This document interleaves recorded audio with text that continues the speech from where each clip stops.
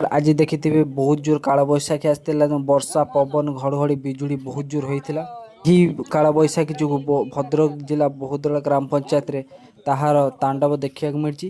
एक विराट बड़ गछ आपण देखिथिबे रास्ता उपर पड़छि। ए रास्ता बहुदला ग्राम पंचायत मुख्य रास्ता। यही रास्ता 3-4टा वार्ड को जीवाई यही रास्ताटी अच्छी से रास्ता गछटी पड़ जा आसबार बाधा सृष्टि होता। स्थानीय समाजसेवी एवं बीजेपी नेता श्री धर्मेंद्र कुमार मल्लिक एक खबर पाई दमकल बाहिनी को जोगाजोग करते दमकल बाहिनी को आनी रास्ता को सफा करे सहयोग करते दमकल बाहिनी आसी आप भिडियो देखिपारे से काटी से गुड़ को साइड करते साइड करने द्वारा जीवा स्वाभाविक होता एवं विद्युत तार भी पड़ता विद्युत कटि जाता गछ काटिबा द्वारा से विद्युत पुणी गाँव आसला समस्त घरे लाइट जाता।